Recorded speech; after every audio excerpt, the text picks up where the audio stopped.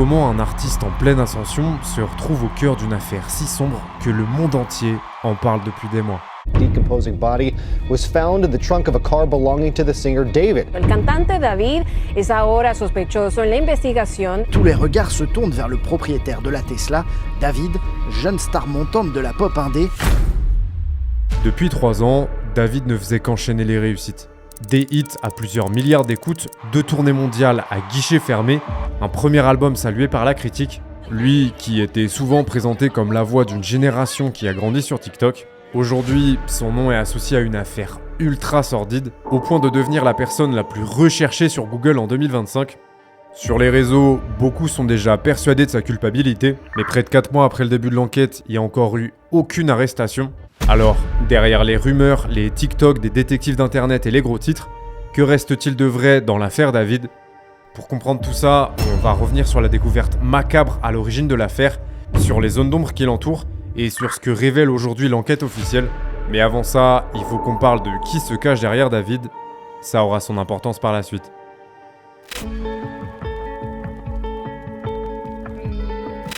Ok, l'histoire commence dans l'arrondissement du Queens à New York. C'est là-bas que grandit David avec son petit frère, sa petite sœur et ses parents. Il est issu d'une famille assez stricte et hyper religieuse. Chez eux, on prie tous les jours. Chaque week-end, on étudie la Bible. Et pour ce qui est de la musique, on écoute strictement que du gospel. À tel point que, jusqu'à son adolescence, David, il est même pas au courant qu'il y a d'autres genres musicaux qui existent. Pour lui, la musique, ça se résume à des trucs comme ça.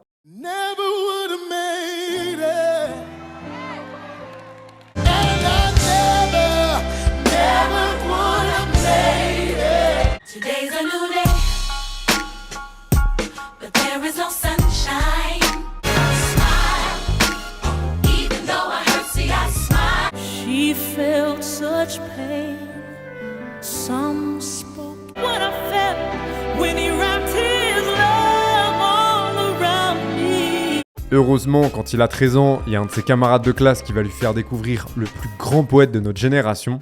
Gucci gang, Gucci gang, Gucci gang, Gucci gang, Gucci gang, Gucci gang, Gucci gang, Gucci gang. Spread their rest, lean cost more than your rent. Ooh, your mom still live in the tent, yeah, still slanging dope. À ce moment-là, David, il pète son crâne. Et du coup, il se met à écouter un peu tout ce qui se fait. Et il kiffe sur des artistes comme XXXTentacion, The Neighborhood ou Arctic Monkeys.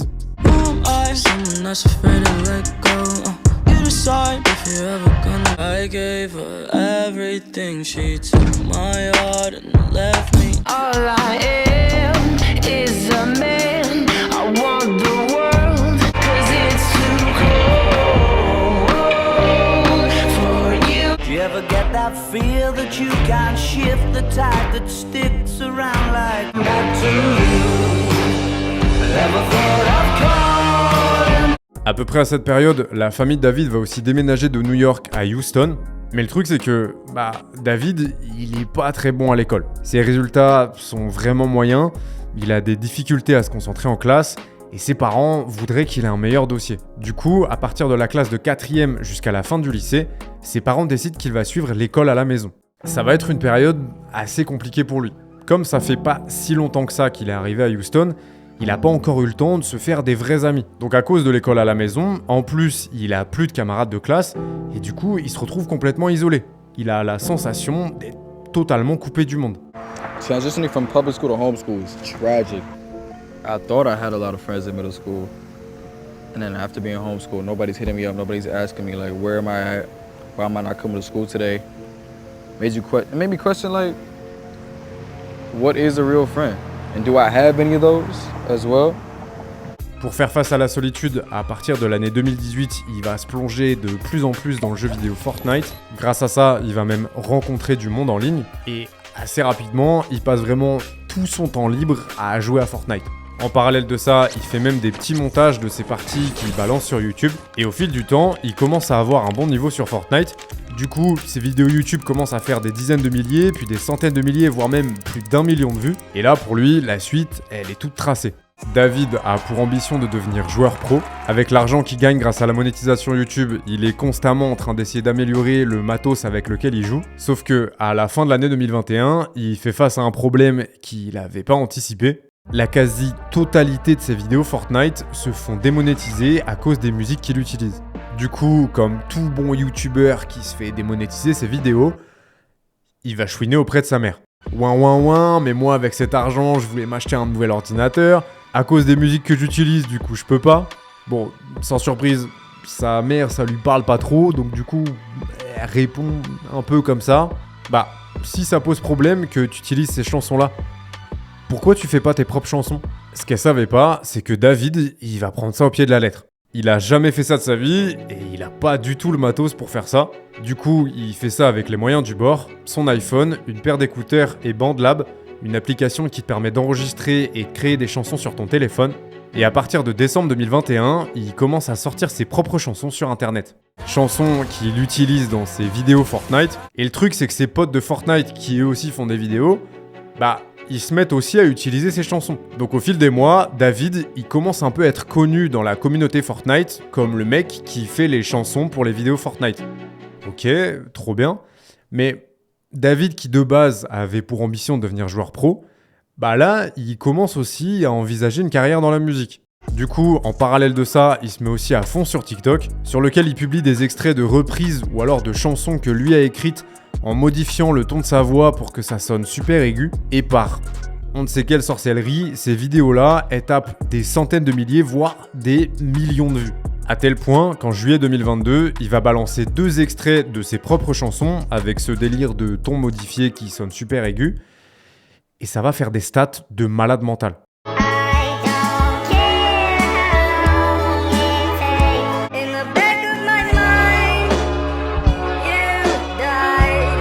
2,3 et 17,2 millions de vues. Autant vous dire que quand il va sortir les versions intégrales de ses chansons quelques jours plus tard, c'est un carton. Ces 2 morceaux finiront même par taper des millions d'écoutes, intégreront le top single américain et seront certifiés double et triple platine aux États-Unis. Forcément, dans les semaines qui suivent, les labels se l'arrachent et en septembre 2022, David signe chez Darkroom et Interscope Records pour 3 millions de dollars. Et après ça, vas-y, c'est l'explosion. Pendant l'année 2023, il va donner son tout premier concert, alors qu'il n'est jamais allé à un concert de sa vie. Il balance 2 EP, il fait sa toute première tournée internationale en Amérique du Nord, en Europe et en Asie, et il a tout un tas de hits qui vont cartonner.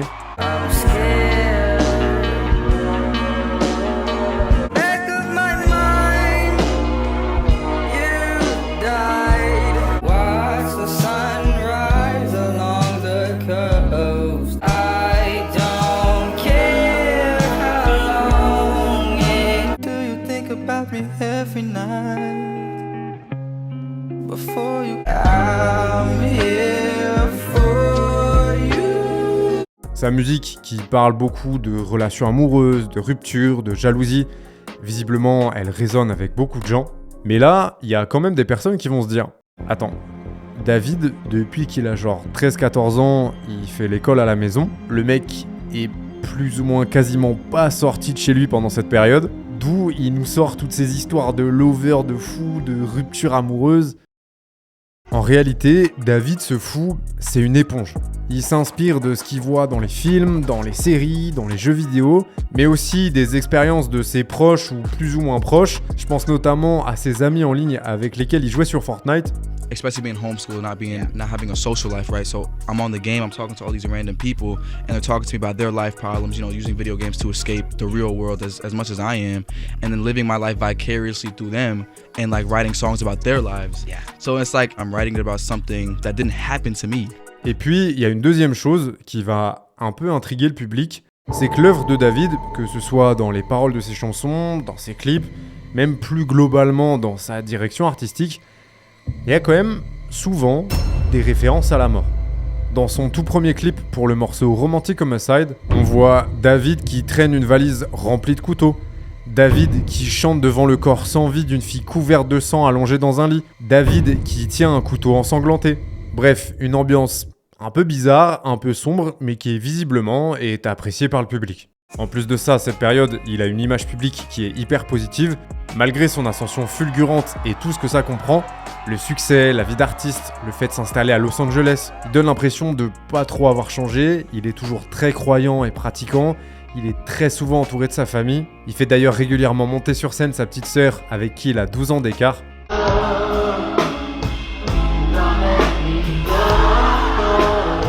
Donc sans surprise, quand en 2025 il envoie son premier album Withered, ça cartonne aussi.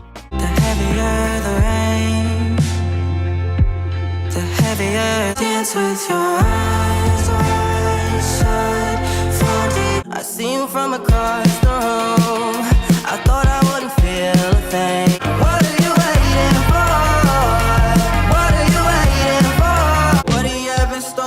One life away we can't explore, but I don't wanna get in the way. Ooh, I just love the way you got me feeling.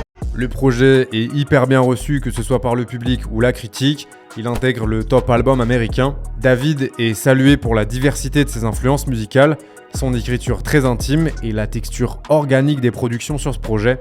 Encore une fois, on est sur des thématiques qui touchent à l'amour dans cet album, mais à la différence des précédents projets, cette fois-ci, les paroles sont inspirées par ses propres expériences.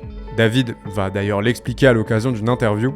Cet album retrace les 3 dernières années que je viens de passer. Pour la première fois, ma musique est inspirée de ma vie. Je me suis fait et j'ai perdu des amis, j'ai découvert les relations amoureuses et j'apprends à gérer tout ça. Pour accompagner l'album, le 5 août 2025, il lance The Withered World Tour, une tournée de 48 concerts répartis en Amérique du Nord et en Europe sur une période de 3 mois. Et en plein pendant cette tournée, le 3 septembre 2025, il sort le morceau Locked and Loaded, le tout premier hymne officiel du jeu Fortnite. We dropped a song called Locked and Loaded for Fortnite the other day. So for all the Fortnite players out there, goosebumps in your skin. Do you feel what I feel? You should have noticed I've been focused. So locked and loaded. À ce moment-là, David a plus que fini le jeu. Je vous rappelle qu'à la base, il voulait juste arrêter de se manger des réclamations pour droits d'auteur sur ses vidéos Fortnite. 4 ans plus tard, à seulement 20 ans, il est considéré comme une star montante de la musique. Mais tragiquement, son ascension fulgurante va se stopper net d'une manière que personne n'aurait pu soupçonner.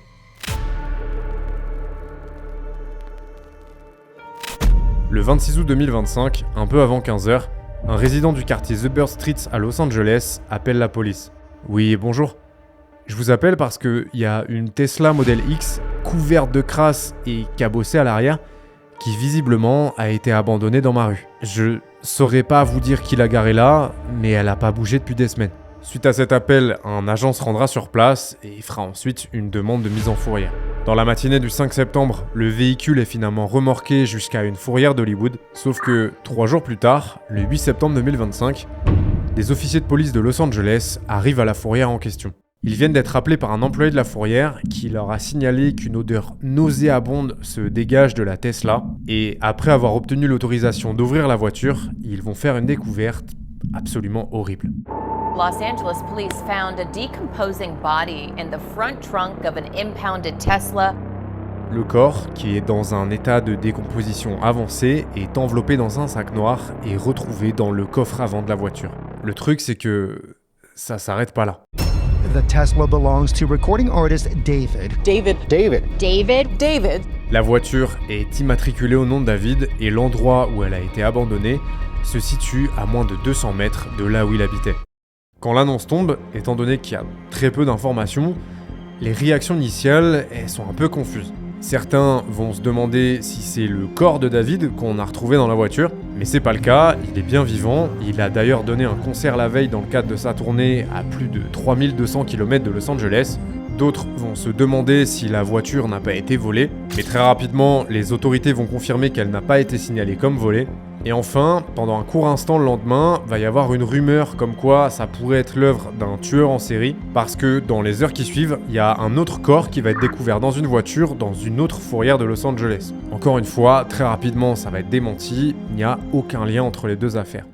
Du coup, à ce stade, on a un corps non identifié, David qui est en pleine tournée aux 4 coins des États-Unis et une Tesla qui est une voiture qui est truffée de technologie. C'est des modèles qui enregistrent tous les déplacements, qui ont des caméras qui filment à l'extérieur de la voiture mais aussi à l'intérieur de l'habitacle. Du coup, dans un premier temps, beaucoup se disent que si David était mêlé de près ou de loin à ça, il se serait directement fait arrêter par la police. Le lendemain de la découverte du corps, l'équipe de David va d'ailleurs publier un communiqué. David a été informé de la situation et même s'il est toujours en tournée, il coopère entièrement avec les autorités. Ce soir-là, comme prévu, il donne un concert à Minneapolis, comme si de rien n'était, et même si certains vont trouver ça un peu chelou de sa part, la très grande majorité des gens considèrent que c'est un élément de plus qui montre qu'il a très certainement rien à voir avec ça. Sauf que, une dizaine de jours plus tard, le 17 septembre 2025, le corps retrouvé dans la voiture de David est identifié. We have just learned the identity of a teen found dead inside of the trunk of a Tesla registered to the singer David. Investigators now say that the victim, Celeste Rivas, reported as a runaway last year, had not been seen since. Il s'agit de Celeste Rivas Hernandez, une adolescente de 14 ans, qui, aux yeux des autorités, est considérée comme une enfant portée disparue depuis avril 2024. À ce stade, malgré l'identification de son corps, la cause de la mort n'a pas pu être déterminée. Dans la foulée, la suite de la tournée de David est annulée et les médias vont commencer à révéler petit à petit des informations sur Céleste. Céleste est issue d'une famille modeste d'immigrés salvadoriens. Sa famille habite à Lake Elsinore, une petite ville à environ 1h30 en voiture de Los Angeles. C'est une collégienne, ce qu'il y a de plus ordinaire. Elle traîne avec ses copines, elle va régulièrement acheter des bonbons et des sodas à l'épicerie du coin. Elle est fan d'Hello Kitty. Sauf que depuis le début de l'année 2024, elle a une relation conflictuelle avec ses parents. Le 14 février 2024, Céleste disparaît une première fois. Du coup, sa famille partage son avis de recherche sur les réseaux, ils placardent son avis de recherche dans leur quartier, ils vont aussi signaler sa disparition à la police, et quelques jours plus tard, Céleste finit par rentrer chez elle. Sa cousine va d'ailleurs publier sur Facebook un message de prévention en rapport avec sa disparition. Faites attention à qui vous parlez sur internet. Ne faites pas la même erreur que ma cousine. Vous ne savez pas qui se cache derrière l'écran. Et malheureusement, quelques jours plus tard, au mois de mars, Céleste fugue une deuxième fois. Sa famille va donc refaire la même chose.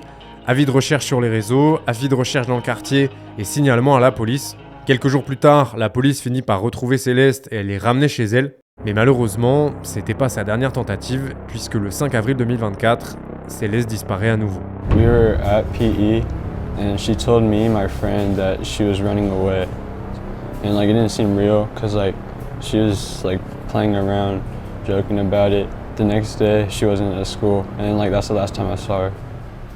Encore une fois, sa famille va partager son avis de recherche, signaler sa disparition à la police. Lorsque Céleste a quitté le domicile familial vers 21h, elle portait un pantalon gris, un sweat noir, une casquette et des sandales Hello Kitty. Mais malheureusement, contrairement aux 2 fois précédentes, Céleste n'est pas retrouvée et elle est officiellement portée disparue et recherchée activement par la police depuis le 5 avril 2024. Du coup, entre la date de sa disparition et le 8 septembre 2025, la date où son corps a été retrouvé, il se passe environ 17 mois. Où était-elle ? Que faisait-elle ? Avec qui était-elle ? Pourquoi et comment est-elle morte ? Et est-ce qu'elle avait un lien avec David ? Forcément, cette affaire va faire le tour des médias et entraîne un déferlement d'accusations et d'allégations qui partent dans tous les sens. Des spéculations encouragées par le fait que depuis la découverte du corps de Céleste, l'enquête menée par les autorités semble au point mort. Dans ce genre d'affaires, d'autant plus quand une célébrité est impliquée, ça devient très vite n'importe quoi. Chaque jour qui passe sans que la police ne communique publiquement sur l'avancement de l'enquête laisse la place aux Sherlock Holmes d'Internet. Et assez rapidement, plusieurs théories vont émerger.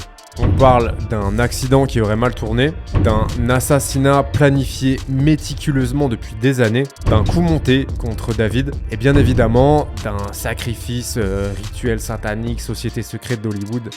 Bref, vous avez capté l'idée. Et le truc c'est que, comme on l'a vu plus tôt, l'œuvre de David, elle fait quand même souvent référence à la mort, à la violence, à des trucs un peu glauques.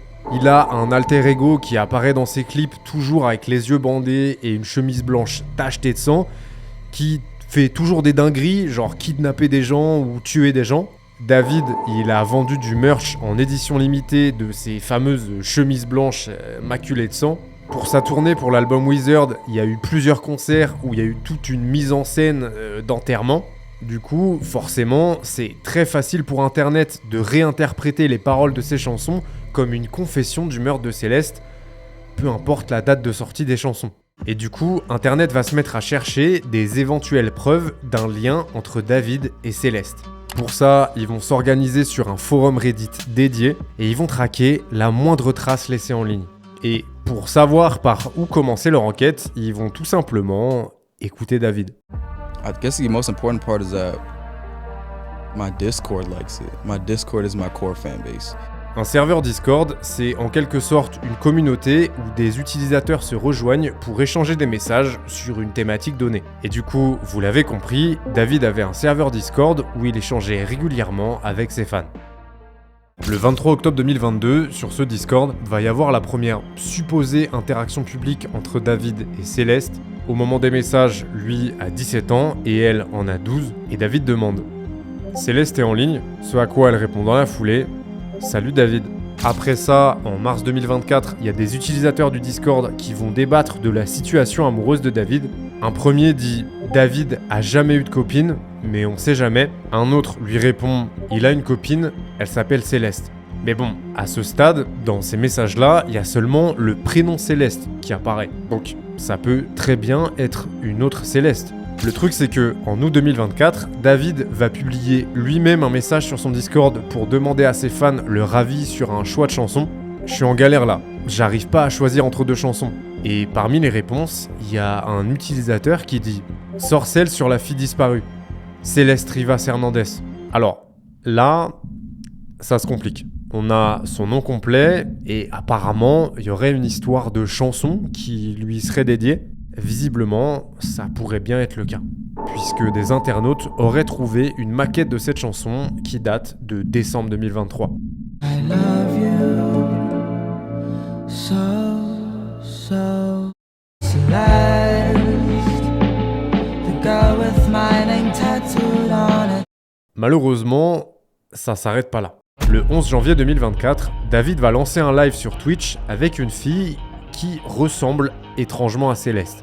Alors, elle est capuchée et elle porte des lunettes avec une monture assez balèze, mais bon, c'est un live, donc il y a un chat, et dans le chat, il y a quelqu'un qui mentionne le nom de Céleste. Surtout que ce live, il va pas du tout se dérouler comme c'était prévu. Et David va même être obligé de couper le live suite à une blague bien sombre que va faire Céleste. I media trained you. No, you didn't. That's controversial. It's controversial of raping kids.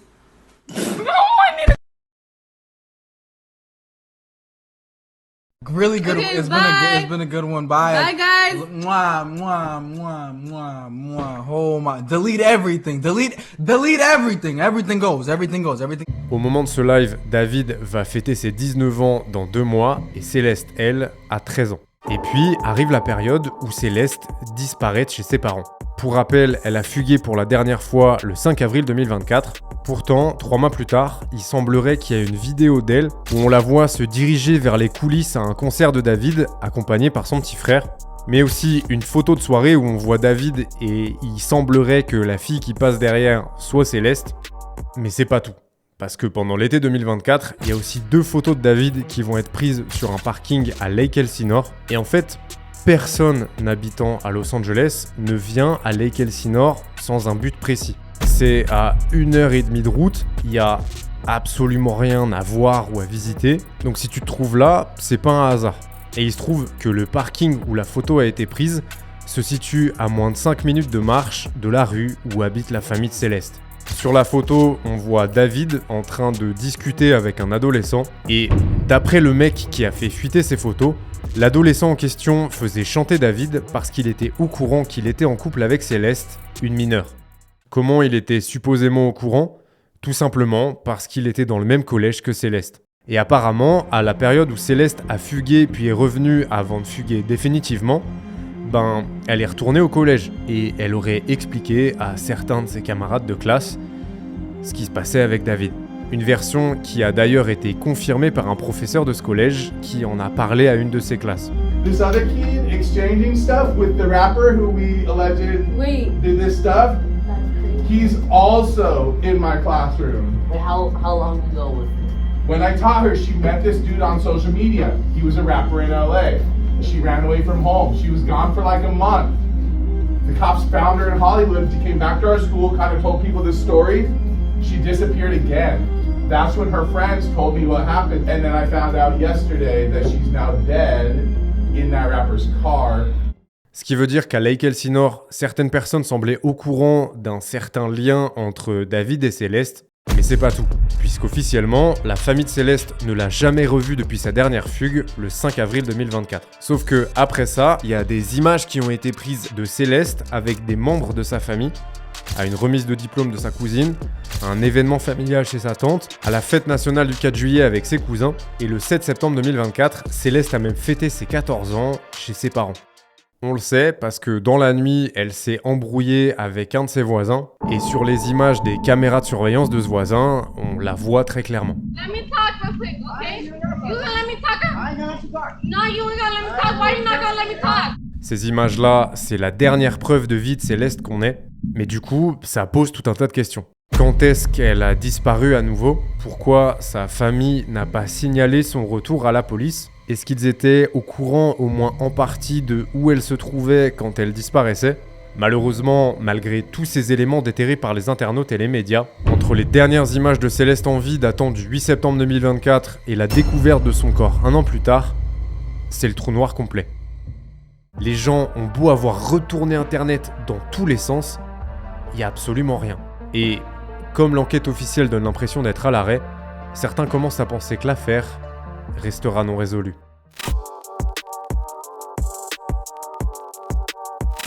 Le cadavre d'une enfant de 14 ans a été retrouvé dans ta voiture. Pour tout le monde, ça paraît assez évident que t'es impliqué de près ou de loin dans l'histoire. Du coup, quand l'annonce tombe, les gens s'attendent à ce que David soit arrêté dans les jours, voire éventuellement les semaines qui suivent. Pourtant, c'est pas du tout comme ça que ça va se passer. Le 17 septembre 2025, le jour de l'identification du corps de Céleste, la résidence de David à Los Angeles est perquisitionnée. Les enquêteurs sont à la recherche d'appareils électroniques et d'images de caméras surveillance permettant de relier Céleste à David, et puis, une dizaine de jours plus tard, les autorités publient un communiqué. La police de Los Angeles enquête minutieusement sur la mort de Céleste Rivas Hernandez depuis plusieurs semaines. Le médecin légiste n'a pas encore pu déterminer la cause de la mort. Nous ne savons donc toujours pas si un crime a été commis en plus de la dissimulation du corps. Nous remercions le public pour sa patience et sa compréhension pendant que nous continuons notre enquête. Le truc c'est que, comme pour l'instant la cause de la mort n'a pas été déterminée, c'est compliqué pour les enquêteurs d'avancer. À cette période, après le communiqué, la police de Los Angeles va d'ailleurs passer en silence radio. Mais à partir du mois d'octobre, il y a un nouvel intervenant qui va participer à l'enquête. I'm joined by private investigator Steve Fisher, who was hired by David's former landlord. Le détective privé Steve Fisher a été embauché par le propriétaire du logement où résidait David. Et lui, son taf, ça va être d'essayer de collecter des pièces à conviction, récupérer des images de caméras de surveillance, des photos. Et avec tout ce qu'il a pu récupérer, il va faire plusieurs déclarations. D'après lui, Céleste ne vivait pas dans la même résidence que David. Pour lui, elle créchait dans un appartement situé dans un autre coin d'Hollywood. Il confirme également que d'après ses informations, il y avait bien une relation entre David et Céleste. Il n'est pas en capacité d'affirmer la nature de cette relation, si c'était quelque chose d'amical ou d'amoureux. Mais en tout cas, il y avait bien un lien entre les deux. Il affirme également que l'entourage de David était au courant de cette relation qui existait entre David et Céleste. Et enfin, il affirme également que des membres de la famille de Céleste étaient au moins en partie au courant de ce qui se passait entre Céleste et David. Parmi ces révélations, il va aussi expliquer qu'il a retrouvé une photo de Céleste qui avait été prise le 2 janvier 2025. Mais malheureusement, ces révélations vont s'arrêter là, puisque le 20 novembre 2025, il va publier un communiqué sur son compte X. Pour des raisons légales, je n'ai pour le moment plus le droit de communiquer publiquement sur l'affaire Céleste Rivas Hernandez. Mais ça n'empêche que quelques jours plus tard, après plusieurs mois de silence, la police de Los Angeles va communiquer à nouveau publiquement sur l'avancement de l'enquête. Ils expliquent que l'enquête est officiellement une enquête pour meurtre, que David fait partie des suspects potentiels et que contrairement à ce qui avait été dit par son équipe dans leur communiqué, il ne coopère pas avec les autorités. Ils vont également faire en sorte que les rapports du médecin légiste concernant l'affaire deviennent confidentiels. Et on apprend également que depuis mi-novembre, l'entourage de David est convoqué tour à tour par la procureure pour que les autorités puissent étoffer leur dossier d'accusation en vue de plusieurs arrestations.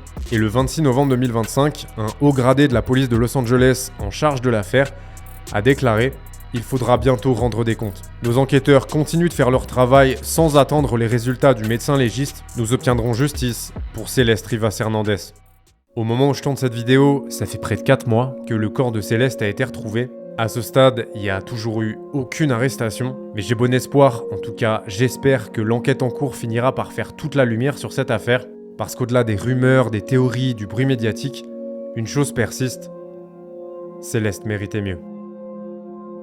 Merci d'avoir regardé, prenez soin de vous, la bise.